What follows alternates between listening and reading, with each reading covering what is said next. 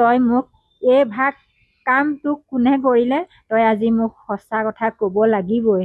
মই চা লোকৰ খোৱা জোঠা ধুই পেলাই মই ঘৰৰ পৰিয়ালটো চলাই আছোঁ। বাপে এটাক মই মেডিকেলৰ দৰৱ দিনে ৰাতিয়ে খুৱাবলগীয়া হৈছে। লাইফ টাইমলৈকে দেউতাকৰ দৰৱ কিনিব লাগে মই। তাৰপিছত তাই মোক সঁচা নাম ল'লে সঞ্জীৱ দামা। গাঁৱৰে ওচৰৰে।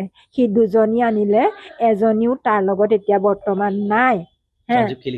সঞ্জীৱ বৰা নাবালিকা। তাই 17 বছৰ 9 মাহ হৈছে। তাই বয়স হোৱা নাই।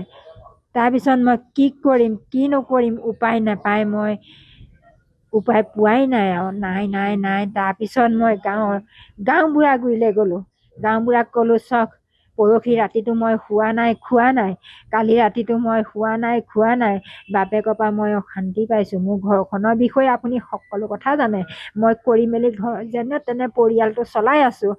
আপুনি মোক গাঁৱৰ মানুহকেইজনমান গোটাই আপুনি মোক মীমাংসা এটা কৰি দিয়ক। গাঁওবুঢ়াই ক'লে তই মানুহ গোটা, মই যাম। গাঁওখন আমাৰ 180 ঘৰ মানুহৰ গাঁও। মই গোটেই গাঁও উৰ্ধৰ পৰা মুধলৈ 2-এজন মানুহ যেনে তেনে মই মাতিলোঁ। মানুহ কিন্তু 13জন মানুহ গোট খালে। মানুহ গোট নেখালে। মই জাহানি মানসিকভাৱে সুস্থ নহয়। তাই এতিয়া মই আঘোণত বুলি কোৱা শুনিছোঁ। এতিয়া কেইমাহ ময়ো নাজানো। ফুচুলাই নিছিলে। পইচা কাম কৰাই পইচা 10 টকা বা 20 টকা দি পেলাই সি কয় যে কিবা হ'লে মোৰ নাম নলবি। নাই কৰা।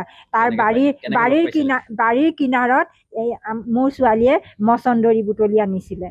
মচন্দৰী বুটলিবলৈ যাওঁতে সি ঐ ছোৱালী এইফালে বুলি মাতি নি পেলাই সি বিচনাত লম্পট কাম কৰি পইচা দি পেলাই তাইক পঠিয়াই দিয়ে।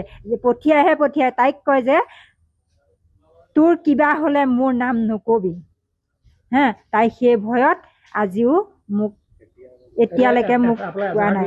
এজাহাৰ দিলোঁ। আপুনি ঘটনাটো কেতিয়া গম পালে? ঘটনাটো মই গম পোৱা আজি এসপ্তাহ হৈছে। যোৱা সোমবাৰে মই গাঁৱত এখন মিটিং বহুৱাইছিলোঁ। মিটিংখনত মানুহ গোট নেখালে। এতিয়া আৰক্ষীয়ে তেখেতক আটক কৰিছে নেকি অভিযুক্ত?